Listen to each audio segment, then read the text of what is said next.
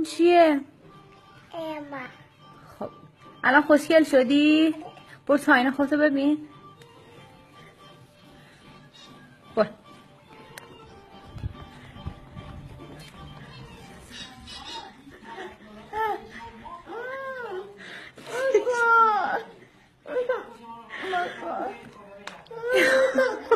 خودتو ببین.